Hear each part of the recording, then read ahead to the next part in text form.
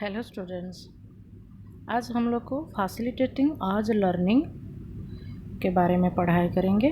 The previous class इसके पिछले वाले वीडियो में हम लोग the concept of learning, facilitating आज लर्निंग में कॉन्सेप्ट के बारे में डिस्कशन किए थे। आज इसका फैसिलिटेटिंग लर्निंग में इसका स्ट्रैटेजीज के बारे में डिस्कशन करेंगे। चलिए डिस्कशन करते हैं। इसमें 5 स्ट्रैटेजीज रखा गया है जिसमें टीचर को यूज़ करना है, बच्चे लोग को कैसे प्रोवाइड किया जाएगा। इसमें टीचर का रोल होता है, भूमिका होता है, छात्रों को क्या क्या जरिया या क्या क्या रणनीतियाँ अपनाना चाहिए छात्रों के लिए, जो कि उनके लिए लर्निंग और टीचिंग सुविधा हो सके।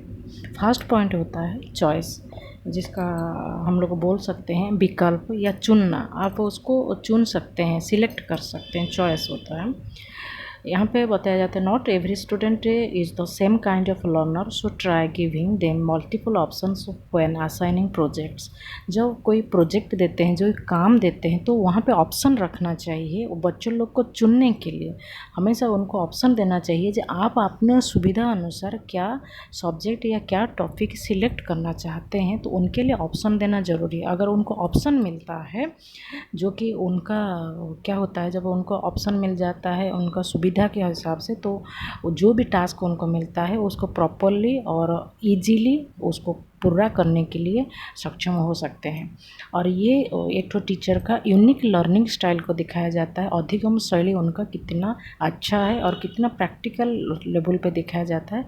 जो लर्निंग आप शिक्षण अधिगम प्रणाली के दौरान में आप कैसे शैली अपनाते हैं, जिसके चलते बच्चों लोग के लिए हर स्टेप्स जो आता है और जो सुविधा के लिए उनका जितना तकलीफ होता है, उसमें उन लोग को निकलने के लिए प्रयास करते हैं। देन होता है रिसोर्सेस, जिसको हम लोग बोलते हैं संसाधन। Today's students have access to a lot more information than the students of previous generations. पहले जनरेशन हिसाब से स्टूडेंट छात्र आज के हिसाब से बहुत ज़्यादा इन्फॉर्मेशन कलेक्ट कर पाते हैं, बहुत सारा सूचना इकट्ठा कर पाते हैं। उनके पास ज़्यादा नॉलेज है क्योंकि वो बहुत सारा मीडिया और रिसोर्सेज को यूज़ करते हैं। आज इंटरनेट है, आज कंप्यूटर, आज प्रोजेक्टर, आज टीचिंग लर्निंग मटेरियल के तौर पर उन ग्लोब्स, डिजिटल मैथमेटिकल आर्टिकल्स, ये सब बहुत चीज़ यूज किया जाता है। तो उन लोग के लिए रिसोर्सेज के हिसाब से जब संसाधन का बात होता है, तो उन लोग के पास ऑटोमेटिक बहुत सारा सोर्सेस होता है, जिसको उन लोग अपना शिक्षण अधिगम के दौरान अप्लाई करते हैं, जो कि उनको और ज़्यादा सूटेबल होता है और बहुत आसानी से उनको समझना और उसको प्रैक्टिकल तौर पर उसको ग्रहण करना बहुत आसान हो पाता है। देन होता है वेरिएशन, जिसको हम लोग को बोलते हैं भिन्नता।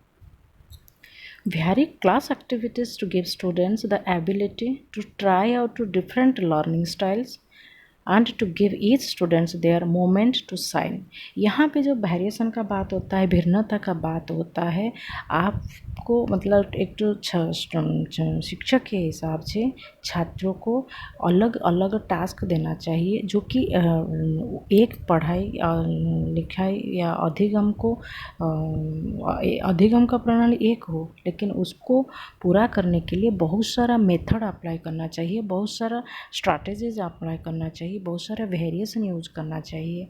तो जो कि बच्चों लोग को वो स्ट्रैटेजीज देना चाहिए, रणनीतियाँ बताना चाहिए, और उसमें उनको सिलेक्ट करने के लिए और चूज करने के लिए हमेशा प्रोत्साहित करना चाहिए। जो कि अगर वेरिएशन बहुत सारा का मेथड, बहुत सारा प्रणाली लोग यूज करते हैं, तो टीचिंग लर्निंग प्रणाली बहुत सुविधा होता है, आसानी होता है, और बच्चे उसको इच्छा, उनका बहुत इच्छा होता है, इंटरेस्टिंग होता है, जो कि उसको पढ़ने के लिए जो भी सब्जेक्ट है उसमें अगर अच्छा मेथड्स हम लोग अप्लाई करते हैं, तो उन लोग के लिए बहुत आसान होता है और बहुत इंटरेस्टिंग होता है उनको समझने में।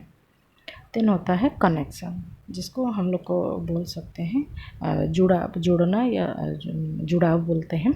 Give context for each lesson and show how it relates to other things your students might be learning और एक्सपीरियंसिंग। यहाँ पे कनेक्शन जब बात होता है, तो मटेरियल्स यहाँ पे लिखा गया है, tie the material into other lessons, classes, subjects, current events and real life examples. Connection का बात होता है मतलब एक कड़ी को दूसरे कड़ी से जोड़ना चाहिए। अगर क्लासरूम का बात होता है, क्लासरूम के साथ उसमें फर्नीचर का बात होता है, उसका लिंक रहना चाहिए। अगर क्लासरूम में फर्नीचर से उसमें ब्लैक बोर्ड भी रहना ज़रूरी है, ब्लैक बोर्ड से तो लाइब्रेरी भी रहना ज़रूरी है, और हर चीज़ के जैसे जुड़ा होता है, एक साथ में एक जुड़ा होता है। उसी तरह आप पढ़ाने के दौरान बच्चों को जो हम लोग को छात्र शिक्षक लोगों को जब बच्चे लोग को पढ़ाना पड़ता है तब उनका लेसन्स, सब्जेक्ट, करंट इवेंट्स, आज का संदर्भ में जो घटता है वो भी बोलना चाहिए। बच्चे लोग को लाइफ एक्सपीरियंस जो नया नया घटना घटता है, जो नया समाज में नया नया कानून बनता है, नियम बनता है, या कुछ सेलिब्रेशन होता है, उसके बारे में बच्चों को बताना चाहिए। तो जब वो पढ़ाई करते हैं तो हर चीज़ को समाज के साथ साथ और व्यक्तिगत के तौर पर हर बात को अगर जोड़ के उसको बताया जाता है, समझाया जाता है, उन लोग बच्चों लोग के लिए, स्टूडेंट लोग के लिए बहुत ज़्यादा आसान होता है उसको समझने में और उसको अपना लाइफ में अप्लाई करने में। Next, conversation. Learning how to problem solve is just as important as knowing the answer. So give students time to talk through a problem in small groups or as a class. जब conversation बात होता है, इसमें हम लोग को वार्तालाप बोलते हैं। ये जब कन्वर्सेशन का बात होता है तो यहाँ पे बच्चों लोग के साथ फ्रेंडली होकर बात करना चाहिए, जो कि उनका मन में जो दुविधा होता है या जो कोई ग्लानि रहता है वो आपके शिक्षक के सामने में उजागर कर सके।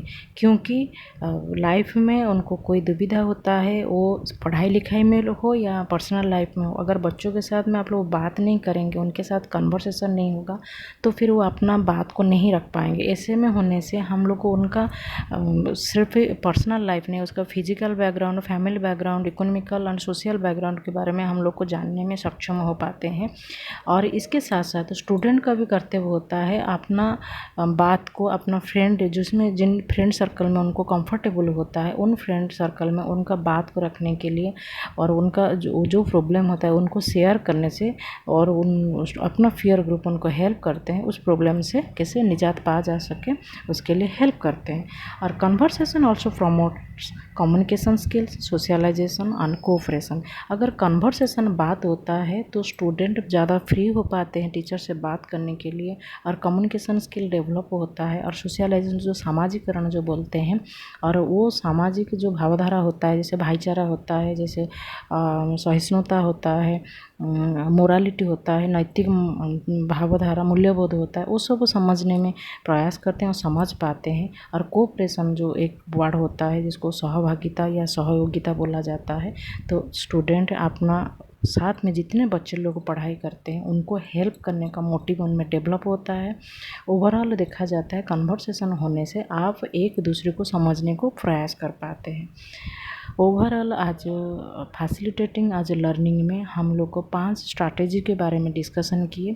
कल प्रयास करेंगे और कुछ पॉइंट्स को लेके आने के लिए। आज के लिए इतना ही है। Thank you.